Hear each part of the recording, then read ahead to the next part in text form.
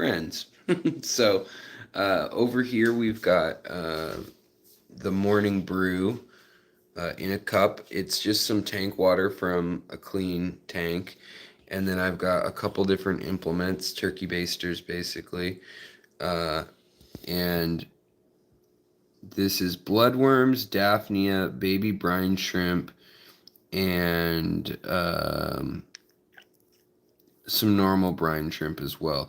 But basically I can mix it up, and by getting different consistencies out of it, different densities of it, I can then feed the tanks. So I'm just going to go through and we're going to feed all my tanks.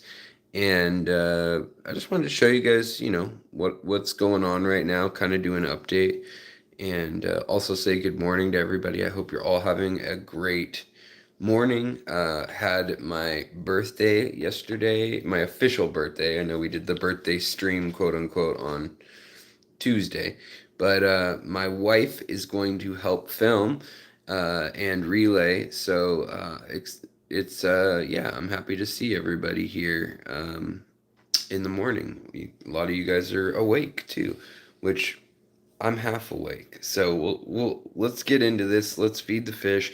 Also, I have some white worms, micro worms, whatever you want to call them, that we're going to feed some of the fry. So hopefully we'll be able to see some of them too up close. So let's do this. I'm going to hand over the phone to my wife. That didn't work. Hold on. There we go. All right. Hey guys, so let's go feed. So we're going to start out with, let me do this differently. So we're going to start out with this mix of tank water. It's obviously dechlorinated, and when you just do basically a squeeze like this, you're getting all the proteins and amino acids, and also probably salt and things that are in any of the foods that I've already cracked open from a bunch of blister packs from the freezer. But the deeper down you go, the more you get of bloodworms and the daphnia and just all the different things we're feeding. But we'll be feeding little fish just these clear squeezes of the lighter foods, and kind of a mix to the community tanks.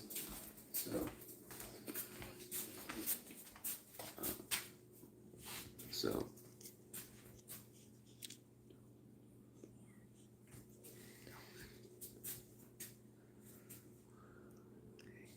hold on one sec. Let me consult with my cameraman. Yeah. Okay. So a tank that I almost never feed, that I'm going to feed this morning, are these two tanks. They're a year, they'll be coming up on a year old now. And this one is just snails and some shrimp. And I almost never feed it anything. It just eats algae. So we're just going to give it some bloodworms and a little bit of the water for them. And then over here, this tank I don't feed. It's all scuds and stuff that are in here. But the white clouds and the rosy barbs, or gold barbs rather, have gotten really big in this tank that is filterless and super low tech. But you can see that they're pretty excited to have a change of meal other than just eating, baby shrimp or whatever it is that they find in their scuds. Baby shrimp, baby snails. And then the snails eat all the algae and stuff. But here come the other fish too. The white clouds are probably hiding at the top. And up here you can actually see the little fine baby brine shrimp. I go over to Aquarium Co-op and I buy all their stuff. As far as frozen foods go, like it's usually Hikari brand or I think it's usually Hikari or San Francisco. So they'll be eating and doing their thing in their tank. They should be happy little helpers. And then over here, we're gonna do the lighter stuff first. to kind of attract the fish, to get the smell in the water, wake them up. Now, the sun just came up here about an hour ago, but with how dark it is in the winter, the sun doesn't really come up for a little bit longer. And so I like to feed the fish around the same time that the bugs would be active in the wild. And yeah. And now we've got some actual worms we're going to put in. Now, another thing I like to do is actually put the bloodworms, hang them up on the leaves so that the littler fish can also get some. And so I kind of use this as a spot feeder.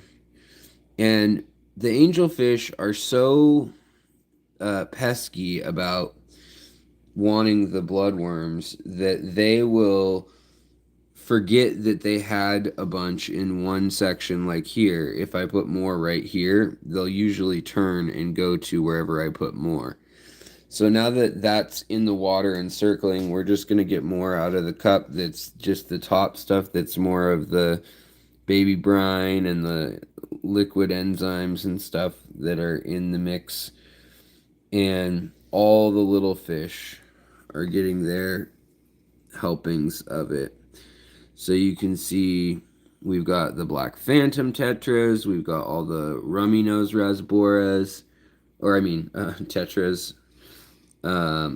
The corridoras that are in here don't get fed as easily as the others, so I make sure that, hey, pig, I make sure to squeeze some food way down past everybody just to make sure that they're going to get some, and then I'll make sure to go to like another corner where there's no one at the time and just put a bunch of the worms down low, because the cories, also the plecos, they do need protein. They can't just eat algae wafer tablets here and there, or algae or moss or whatever. So we are just feeding everyone over here. These are one of my favorites, and it's important, especially if they're not in a black water tank, it's important to feed pencil fish and these orange and yellow Von Rio I keep saying, well, yes, tetras is correct. Hey, piggy, come over here. You've got your food over here. Anyways, these guys, they're really important. The color, they'll fade out very quickly, like this guy, rather than coloring up like these two. Has everything to do with anthocyanins in their diet, and carotenoids, and that is what determines how orange they're going to be, which is a lot of times it's just simply called color enhancing food or flake or whatever, but those chemicals are very concentrated in bloodworms and baby brine shrimp, as well as in leaves. So when we add catappa leaves and things like that, you're definitely getting all of that going on. I always take the morning as a time to also just touch base with each tank and see how all the fish are doing, kind of watch how fast they're feeding, how much they're going to be able to eat of what I give them. Today they're eating up the worms and the Daphnia very quickly. I mean, these clouds of food are disappearing very fast. So probably give them one more little mix around of it, and they also, the act of hunting or looking for their food is important for them. So then in here, generally I like to give these guys more of the pellet foods for my shrimp. They don't need them. I've had them go several months without any added foods, but it is good to have more protein in the diet. They'll actually start resorting to cannibalism a bit, and definitely after the fact of them naturally dying, they'll eat one another if you don't just give them protein. So bloodworms are actually pretty good for shrimp too. Just don't give them too many, but they'll usually eat the actual husk of the bloodworm, and you'll see the little blue shrimp coming in to eat here soon. There's one. Yeah. And then we've also got up here, look at her, she's so fat. We've got this big old, oh, now she's up front. We've got this big old, where is she at? Here she is. This big rocket killie female that is, I mean, she's huge. She's like an inch and a half long. She's zipping all over. And the males are also in the tank with her. So now we're just going to feed some of the loose water that, like I said, has just some enzymes, and it has baby brine shrimp and some essentially just goo in between. So the shrimp should come out literally, like if we came back and looked at this, they'll be back. Also notice there's a lot of empty deceased snail shells here, and I leave those in the water for hardness because our tap water, coming out of the tap water, is almost nothing. There's almost nothing to it. So then we get those community tanks done, we'll go into the messy fish room. And I like to feed all the community tanks first, so that we get them their food, so that we wake up any of the ones that don't come to the forefront and eat as quickly. So right now you'll see all the fish coming. So you've got your and we're not doing too many bloodworms yet until we see that some of the bigger fish are here, like the gouramis, and then we'll add some bloodworms, like literally kind of spot feeding them. Oh, and the big lake inlay loach is here too. Now you can also see the algae eaters are coming out, and they're eating things just as much as all the other fish. They want the bloodworms. They don't want algae. If they can have bloodworms, that's what they want. But we're feeding the gouramis, and we're feeding the danios and the Rhamnocentris ornatus, which are a very quick little fish, and the chopra danios, the celestial pearl danios. The rosy loaches are around in here. Here's the red lake inlay loach. That's the female with the big old belly full of eggs. And then we've got the really pretty. These are a domestic strain of lake inlay gouramis, but the honey or the sunset gouramis, and those are basically a relative of these over here. This guy, who is a thick-lipped gourami from Lake Inlay. They were originally endemic to Lake Inlay, but now they're found all over that Thai border region, Myanmar. So while everybody's eating over there, I make sure to put some food way out of the way, because I have fish like these CPDs that won't get a chance to eat as much unless we let them have some food out of the fray of the wild feeding. There's also a male gourami that's on a nest, and he's guarding some bubble nests that he's working on today, it looks like. And so I'm just going to feel these just to see. There's no eggs in them yet, but I can tell they're very thick. And if we look under here, we'll find him right here. We'll find the male, and he won't leave that spot, so I make sure that I give him a good chunk of like little worms and stuff for him to eat so that he doesn't get left out. And there's probably another one, just because these guys are tending to do this in this tank. They make their own little areas, and they get right into this dense thicket. Yep, there's the other male right there. And we'll make sure we get him some food, and he'll actually come right to me and eat from the little pipette, which to me is like one of the endearing parts of the morning. Here's the other one. Again, we can feed him right from the pipette too. And then the females of this species in particular, they'll just come to the front and just chow down and pig out. So that's not a big problem. But the other thing, like, other than just leaving bloodworms in the reeds, I like to, in these fine leafy plants, I also like to look for where there's algae, and then I'll take Daphnia and bloodworms, and I'll literally put it right where there's algae, like try to get it tangled in there.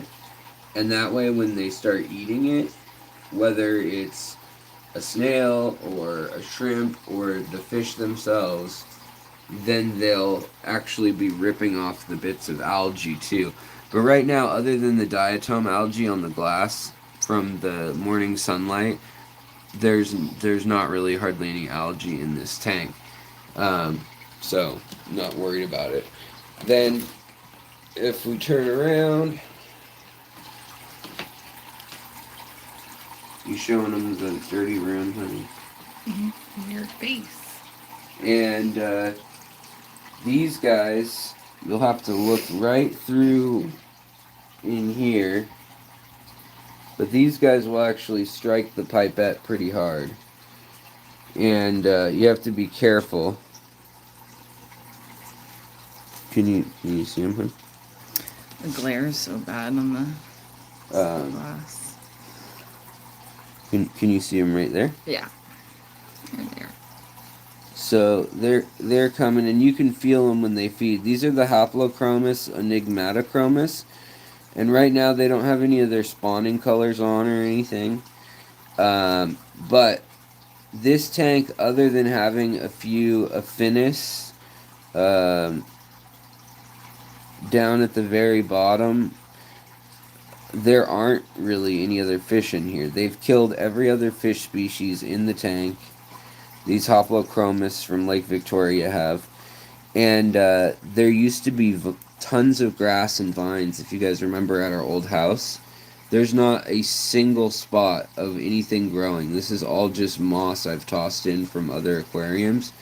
But if we look down in here, guys, see this real quick. So if we look down in here, we might be able to catch a peek of the Synodontis, Affinis, which is a big old catfish. And we've got a few of them in here. And I know that this is dirty glass down here, and the reflection of the sunlight in the morning's rough. But you can see here's the male. He's the alpha male of sorts, the one with the red, and then he's got the 3 bronze dots on his tail. And this group is known as the Malungu Village collection point of Haplochromis, but because they don't know exactly where they're from, they call them what do they call them? Why can't I think of it? Enigmatochromis. And so that's just something to consider. But I just put a pipette of this, and I need to clean all this / just get a new nearite snail. We've got 1 nearite snail working in here, and I've been meaning to get more. Because if you get a full-size one, they won't actually eat them. But yeah, this male here, he's sired all the babies that are in here too. So we've got some kind of middle-aged and some younger-aged babies. And then the catfish, which I don't know if you guys can see him, but he's down in here. And there's another one over in here. Then we've got my my other little community tank, which will get everybody awake by giving them some food, getting those essential oils again, and just the top bits of water right here from the cup. Wake them up, get all the male gouramis up, and there's one female, and bettas. Now, a lot of people don't think you can keep gouramis and bettas together. You sure can. You just need to have a ton of top floating material like this. Or look at this. We've got an another one, Enigmatochromis leuconzi, and they're a beautiful fish. Again, the glare's bad, I know, but that's just what happens in the morning in the fish room. And we've also got the Serpé, we've got the red phantom tetras, and we've got, believe it or not, I keep endlers in with all of that. So here's another one of the Leucanusi or Leuconzi, however you say it. Leucanusi is probably the closest way compared to the guy's name. And it looks like there's a ton of food in there. That's one pipette of the little Daphnia that are frozen. But right there is the young Leucanusi growing up. And then over here we've got my bell-bottom guppies or Endler mix. Down here we've got shrimp, which I'll feed with pellets, but beyond that we do have other creatures in here, in that there's a few multi-line loaches in here, and we are going to put in some bloodworms for the Venezuelan corridoras that are in here. So they should pop out any second now. I usually only give them about 2 squirts of this. And then the shrimp are already, the blue malawas are already on the glass hounding. Even though they've got pellets earlier, they've got their catappa almond leaves and stuff in here, and their jackfruit and all of that. But I've been trying to get the corries to spawn, get their attention, and get them a little more lively in here. But they really are kind of sneaky, and I don't see much of them in this tank. But here you can see, especially these shrimp, they love bloodworms. Like, they'll each eat one if possible, or they'll eat just all of that planted stuff. So we'll let that go for a sec. We'll check in on these. You can see the color, how much these fish have colored up, and we'll give them a few more squirts. Make sure that, again, anybody in the back is getting food too. And so this whole tank right now, everybody you see is just right up here in the front, and then there's this wall of plants. There's a whole other void and section back there for them. So up here we've got the other betta community tank, and we'll wake them up a little bit with some bloodworms. Here's Rasbo, who bred most recently for me, and I always check for nests. We got another little female, blue female, that I bred last year.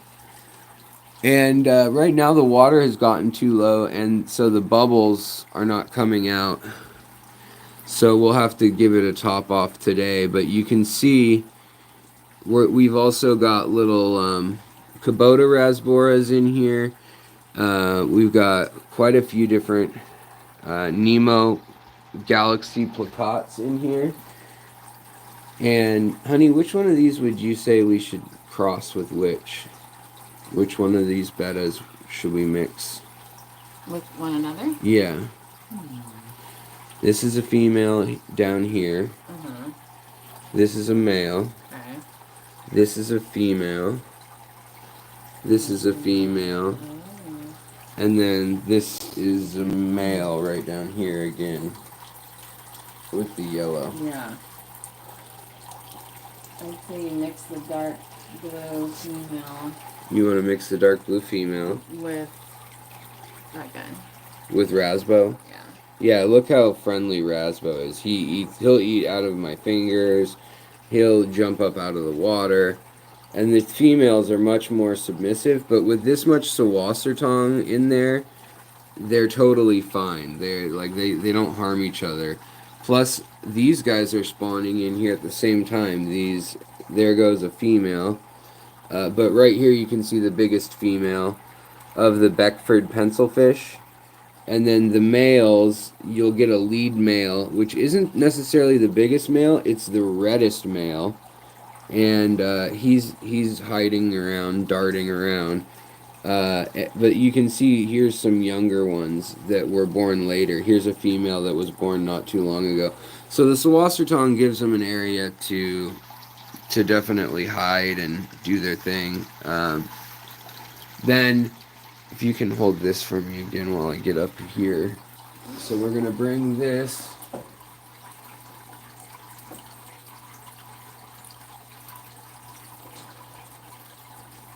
up into here, and I'm going to get this. I'm going to get you two.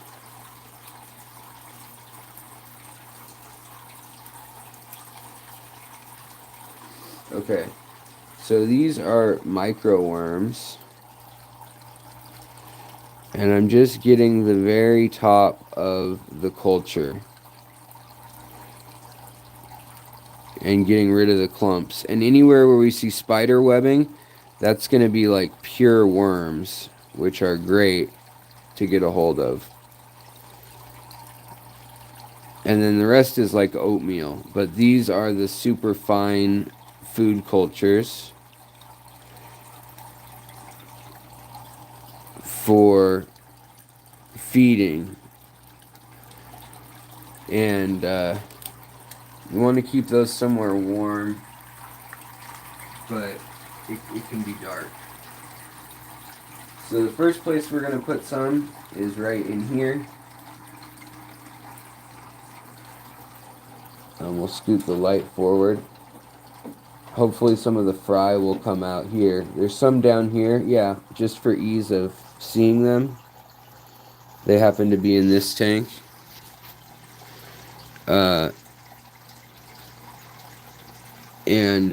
Let's see if we can actually see any of the micro worms up close. Yeah, check that out. Look at all the little worms. So those are white micro worms in there. And they're headed towards the bottom, but they're alive, so it's a big incentive for the little fry to have something to eat. So in here, it's hard to see right now with this camera, but there's fry down there. There's a fry. There's a fry right over there. There's one right here on the corner. There are about 5 species of fish in here. And boy, there's a lot of these little white worms. Look at this fish here. I can't tell if that's a gourami or what, the baby there. It's got a yellow back, which is interesting. But it's being surrounded now by all these little worms. And so are the shrimp. And this is the filterless shrimp tank, just 2.5 gallons. And you can see how many shrimp have been born from that Aquatic Arts pack. Also here, I wanted to show you guys the color of these babies, the fry. Right here, you can see the golden color on this fry right here. If we can get it to focus. It's hard to see any one of the fish in particular at a time. They all are at different depth fields of depth. And come on, focus.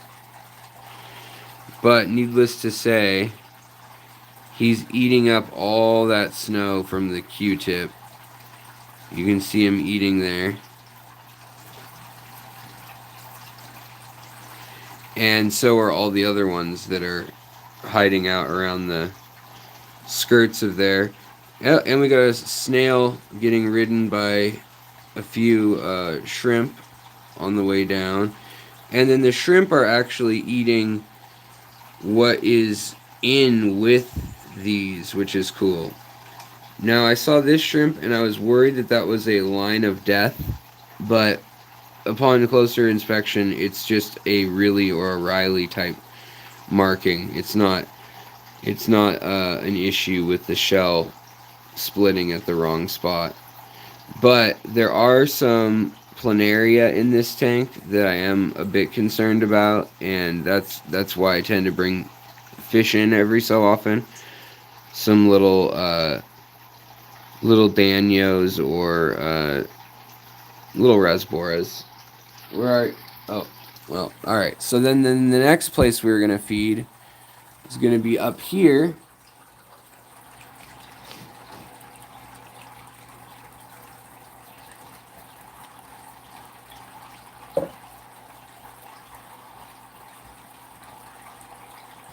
And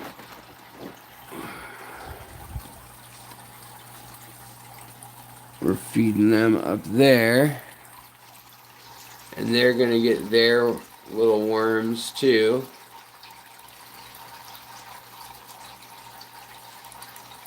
Can we see them?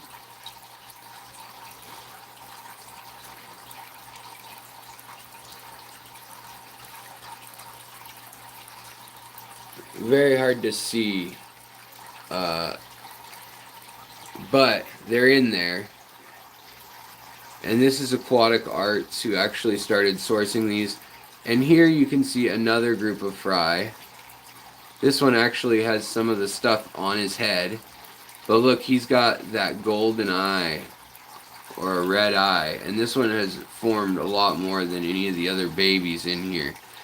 But there are some other little fry down low that are betta fry that are just not quite yet as mature.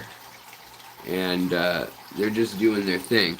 Now we also have back to the squirty cup. Now we need to give worms again to these lamias, these humpback lamias. They're a little live bear from Central America and the Caribbean. And they're happy as clams getting that. This is my scud tank. So this is where live scuds live that I feed the bigger animals in my collection, the bigger critters. Then we've got some guppies here again.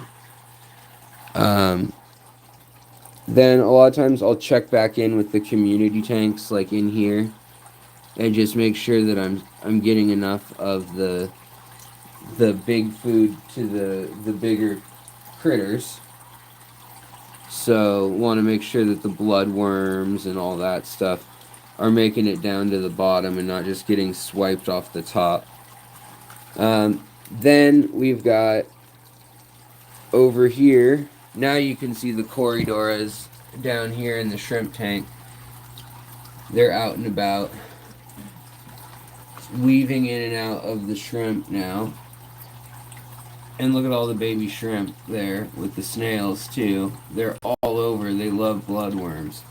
These two are fighting over a bloodworm. Look at that. It's like Lady and the Tramp. Oh, that one looks like it's one. So these are the ones with the blue gene, and the one on the bottom right now who just let go has the blue gene of these. A lot of these have the blue gene showing. You can see it even when they're in the daytime colored up with their clear camouflage. And here's the Venezuelana. Oh, and by the way, the babies are out. So these are mouth brooders, these Haplochromis. But the babies, F2 and 3, are out, and then Mama is out, and the youngest babies are out too. So they've had a few different batches that have been successful over time. And again, this tank is still pretty active, even though we already fed it. But I like to make sure that my gold ring danios and the CPDs get food, so I just make sure that I see them, you know, down in the corners and whatnot. And if this were a nighttime feeding instead, I actually take my flashlight an hour after all this, and I turn off the light. Oh, here's all the gold ring danios are up here. And I'll look for fry, because in tanks like this, the corner of the tank will be absolutely full of fry different times of the year. And you'll just see their little glowing metallic eyes. There's actually a fry right in that mulm there too. But a lot of times you can rescue them out of there, toss them into one of the fry tanks, and bing, bada boom, everybody's happy. So, the next tank set that we got to get to, and I tried feeding these guys micro worms right before I was streaming, but in here we got the black line cichlid, and we've got the little samurai gouramis. We've also got, here everybody comes, we've also got threadfin rainbow fish. You have to be careful though, don't give them the jumbo size bloodworms. They can literally choke on those, the younger ones, and they'll just try to eat them, and it's a bummer to lose your fish that way. We also have a dojo loach over here, and let's see if he eats anything. Rarely do I catch them in the act of eating, but we're going to give him a whole bunch just because there's also some plecos and things in here that will scrounge, but he looks pretty stoic, or she rather.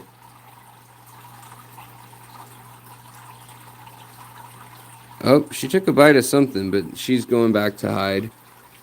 So then there's the black line cichlid, the new one, the Candidii. And I don't know where the adult Candidii is, but here's a Sultan pleco also. So I'll squirt down a little bit of bloodworm and stuff for them. And basically just spread it around the tank. Like, I want to make sure the Pseudomagil luminatus gets some, and the other young gouramis in here. I want to make sure everybody's getting some. Also, there's all the Stiphodons that are still in here, and a lot of them, unfortunately, are just aging out to the point where they're passing away from old age. Also, we have Empire Gudgeons in here. I don't think it's a good idea to have them in here. I'm going to try to catch them and get them out of here soon. They're a little too aggressive for the rest of the group. But here you can see that dwarf Sultan pleco, or what's that? I could use your help, yeah. But it's just so cute to watch these little thread fins. Also, we've got the pink chin panchaks up there, and they're all just eating the worms basically right now. You can see this Pseudomagil luminatus female is trying to eat a big old worm, and there's worms, like I said, laid out for them all over, but they'll have to kind of hunt for them, and I like them to have to work for it. But I'm not seeing my large, there's the little female black line cichlid, but I'm not seeing the other ones, which makes me a little concerned. Anyways, alright, I'm going to hand this to my wife again. So then up here, we've got some more discerning fish.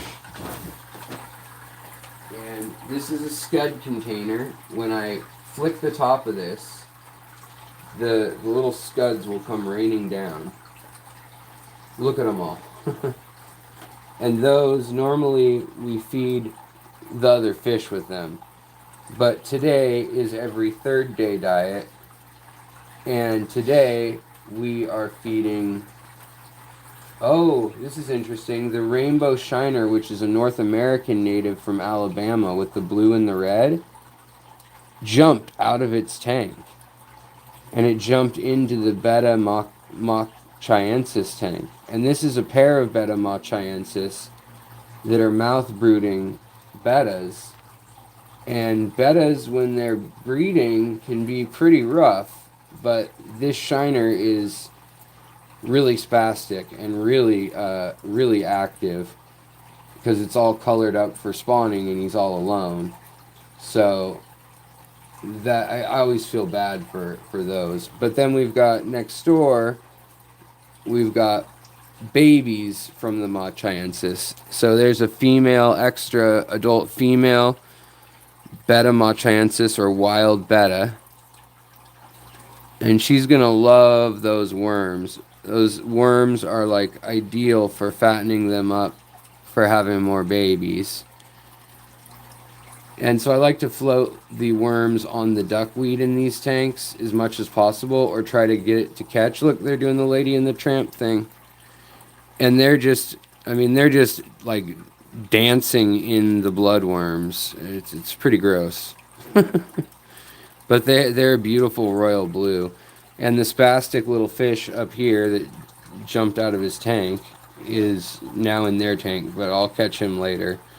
Then over here we have empire gudgeons from Papua New Guinea, and we'll see if they come to eat at all. But I'm going to combine both empire gudgeons. Now there's only empire gudgeons and snails up in that tank, and so I'm curious as to how they're doing and how they like this. This is one of my few hard water tanks, and they don't seem very friendly in this tank at all. Like, they're really shy. I don't hardly ever see them. They come up to grab some food and then they'll run away. Usually when I'm up on a ladder up level with them. But yeah, I don't see any of them making a move for the bloodworm. And undoubtedly they smell it. They know right where it is. They're not biting. They're not playing. Whereas these guys were. These little, you can see the empire gudgeons right here that are out and about. And the other one just darted again back behind there. But then we've got my beta rubra group over here, a male and a female. We'll give them some worms. Can't see that. That's fine. That tank's really dirty because it's got UV lighting all over it. And also in here we've got a bunch of just VENMO or color guppies, Ginja rubra in here. Oh, finally we see both of the wild rubra bettas. Come back. Oh, I scared it. So I just leave worms in there. Now, working our way down again. In here, we've got Hong's Loei. And in here, we've got little sunfish. So we're going to leave some bloodworms right in front for the sunfish. See if they'll eat them. These are the wild caught ones from when I went down to Florida. And it looks like she's eating them. That's good. Even the Hong's Loei apistogramma sees that food's ready. And both the female and male are ready. So they both came out. So we're going to give them a bunch of worms, and I like to, again, hang them up on branches and things so that they'll have to look for them, and so that they're not all the way on the bottom right away. Just a little thing for hopefully less of it getting lost in the sauce. Now here is a weird mix in that we've got Elasoma, the same little pygmy sunfish. We've got a bunch of little red shrimp, and then we've also got the Mickey Mouse-tailed tiger stripe platies growing out, with one fireball female in here too. But you can see the shrimp is eating that bloodworm like there's no tomorrow, like making quick work of it. And these babies are growing, but they've been kind of growing small. They all have the little Mickey Mouse 3 dots on their tail. The big dot and then the 2 little dots. That one has a pretty good one. And some are yellowish and orange, and some are like actual white. The white ones are more desirable for what is trying to be done here. Then over here, now that these guys are settled in, now we can give these guys the Somfongzi rasboras and the gold ring danios and the African gold barbs, or amber or ember, depending on who you ask. It's usually amber, like the fossil or mineral. Amber barbs, which are one of the smaller fish in the aquarium. Plus, then I've got my long fin Somfongzi. Now, these are the ones that came back from the verge of extinction. There were only 3 of them left in the whole world that were known. And they were brought back by Aquarium Glauser in 2006. And now there's enough of them that the hobby is plentiful with them. But these little guys, they'll actually take on these worms too. So I make sure to feed them. And I don't worry as much about waste when it's frozen food, because the shrimp, the other critters in the tank will really clean up after whatever's left. Like there isn't that much of a worry about. It's not like if you accidentally spilled a whole bunch of flake food and you're like, oh, what am I gonna do? It just gets eaten. So yeah, and then down here we've got this super mean tank, my meanest tank, and they'll see any blood in the water and then they'll go nuts. So here we go. So we've got the blue lip buffalo cichlids. We've got the normal buffalo cichlids. That's the normal. The blue lip are the darker gray ones. And they'll sometimes actually go for my hand instead of the little turkey baster or whatever. They can be really mean. Now today they're actually pretty calm. I don't know. I have no idea why. What gives. But then we've also got all the Synodontis or leopard print, cuckoo, whatever you want to call them. Yeah, you can see the blue lips are fighting amongst each other. But all these little cuckoo catfish, which actually in the wild they rely on the egg nests and hatching patterns of cichlids, and they'll lay their eggs really sneakily in with the eggs of a cichlid, and then bada bing bada boom, they're I wonder if that female actually has some fry in her mouth. She's got a bunch of plants in her mouth. You see her down there? She's can't decide what to do, but she may actually have. She might be holding fry. I like somebody said that tank makes me have to pee. I agree. Yeah. This tank is a headache. This tank is my problem tank, that's for sure. And these guys can just eat and eat. But there also are betta in here, because this is where I put my juvenile to subadult bettas and grow them out oftentimes, because they'll hold their own against all these tough fish. Probably stressed, but they get along, they'll do it fine. So yeah, now this is the summer tub, the leftover of the summer tub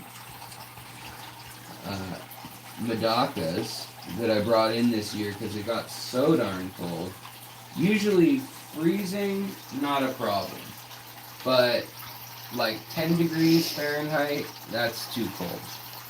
So they came in this year, and there's an assorted grouping of them. Now, a lot of them got killed, of all things, during the frickin' heat, so you can't win, whether it's heat or cold. But if I float some of this, maybe we'll actually see some of them. You can see some of their silhouettes in here, the platinum ones. Yeah, the glare's bad. So let me see here. Let's see what we can do about some of this duckweed. Need to clear this duckweed out anyways. And I need to give these guys one more pinch of food. But here we got a few more bloodworms for them. You can see them when they're feeding right up top here. You'll see their heads being the platinum ones. You can see them here. $10. Oh wow! Hey, thank you so much, 3G. I really appreciate that. I do appreciate the super chat. It will go to Nummy Nutritious Fish Food. Bro, your wires are crazy. I agree. Yeah. Yeah, these are mostly tubes. And what happened was this thing fell over a few days ago. And I haven't restrung everything. And there's a rat's nest of them. It's bad. I'm a bad person.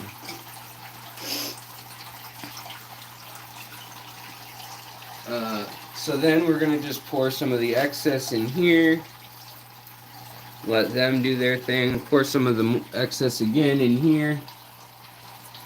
For the shrimpies. Kind of just split everything up now.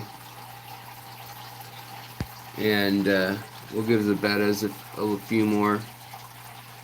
But you can kind of see most of the bettas are together of the 5. And that nip, that's about as much fighting as they generally do. You'll see one that shows the other. These are 2 females. Oh, and here's a Stiphodon, a little goby. And in this tank only, they've gotten feisty. Now, see, I think these 2 are going to spawn next, Rasbo and this gal, because they keep rubbing on each other and kind of cuddling up. See, watch. Yep. So they're doing a little bit of a dance. So they'll probably need to go up into one of these tanks, and we'll throw some catappa leaves in, and we'll let the water level get really low, and then we'll end up with a bunch of fry like we had in these tanks. Check out all the shrimp that are in here now. What are you doing? And where? Where are you filming? I don't know. The shrimp. Shrimp. So that was that's all those shrimp that Aquatic Arts put in the breeder pack, where they give you 10 females and 5 males, and I actually had half of mine die in that same heat issue, and look how many there still are. It's wild.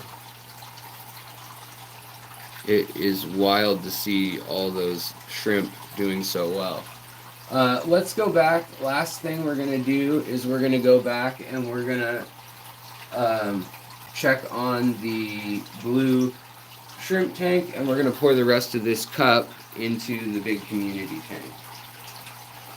So come this way. Walk this way. Talk this way. Let me close that door too, just for the... Thanks, honey. Alright. So... Hi, guys.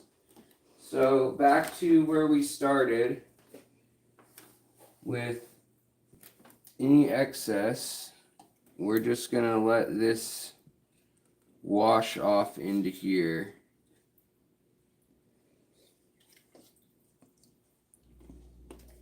And turn it around.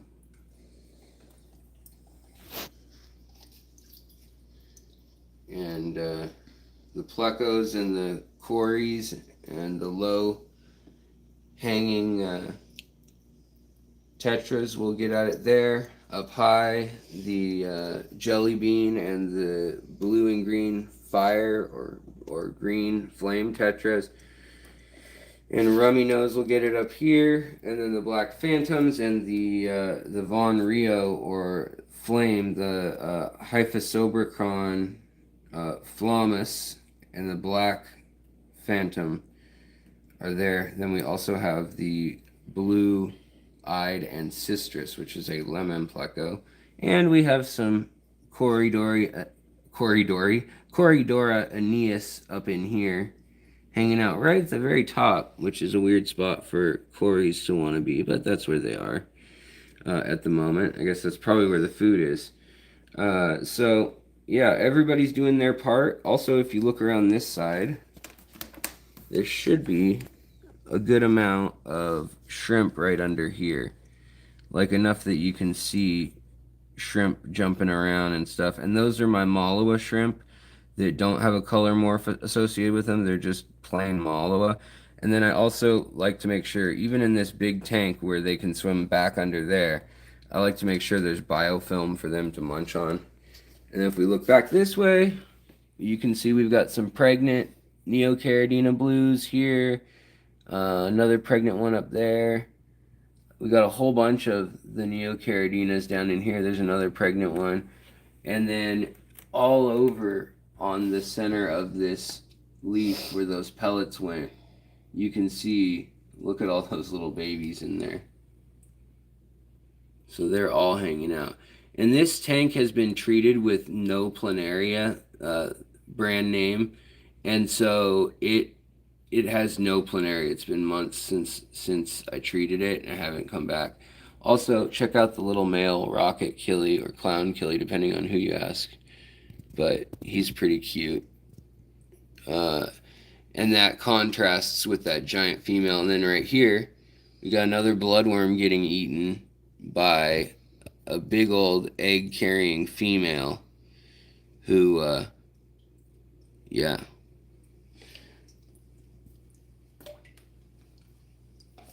All right. Thank you, honey. Mm-hmm. A round of applause for my wife, who doesn't want to be on film, but we'll show her from behind. So, that's the gist of it, the gist of it. Let me wash my hands. If I get those bloodworms on me, I get itchy as all heck. MX Rider says, your wife did a good job. Thanks, man. Thanks, honey.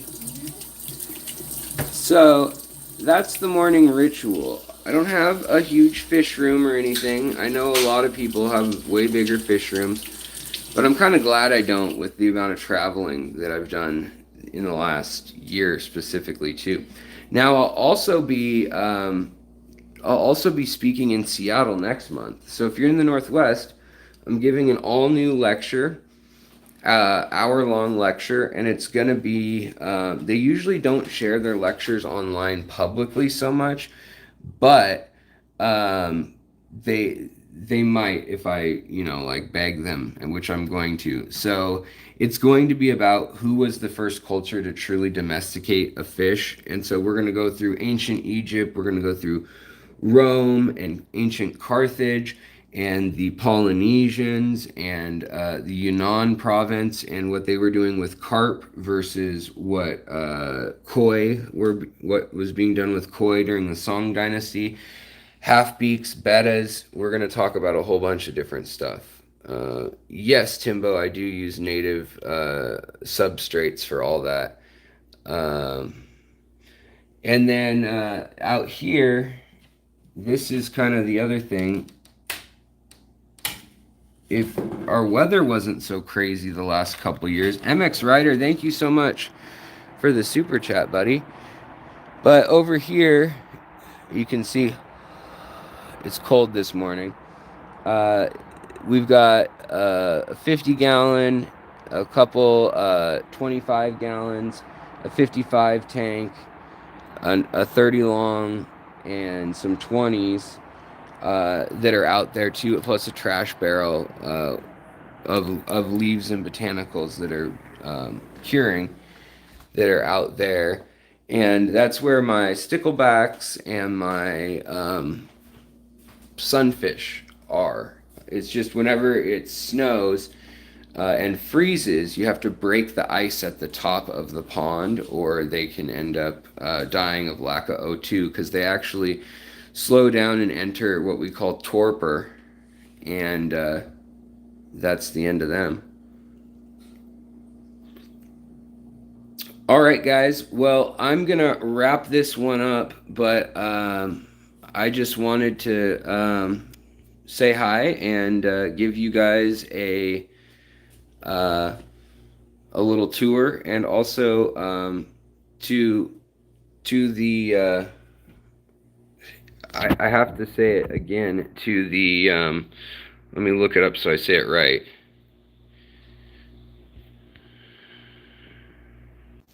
Sorry, guys. Sorry about that. I hope you guys have a good day. I might be back this afternoon during the normal time, but I wasn't sure if I would be because my wife and I have some birthday plans. She took the day off to be with me, and those plans will be coming first, basically. No offense, guys. But yeah, thanks for joining us this morning. I know it was just laid back, nothing amazing, but I appreciate you guys coming by. Hope your fish are doing well. Hope you guys are doing well and have a wonderful morning, wonderful day or afternoon. And I just realized how bad my teeth look because of all this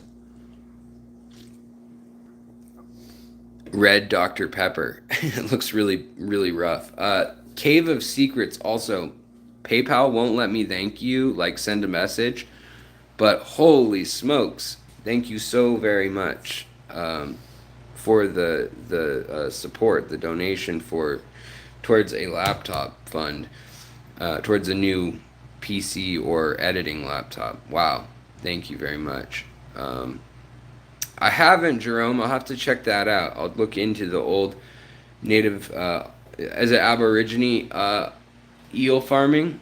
I know about the Polynesians doing that, and so it doesn't surprise me. And I do know about the fish ponds, so it's not a large jump. I'll definitely brush up on that before I give the talk for sure. Hey Mick, good to see you. Monster Fish Gal, good to see you. Lori, Sky Dancer, Jerome, everybody, Jose. All right, guys. Well, I am gonna get out of here. I think the internet's really slowing down too, doing the whole. But have a wonderful day. I'll talk to you guys later. Be good to your fish, be good to yourselves, be good to the people around you, and life will be good. I'll talk to you guys later.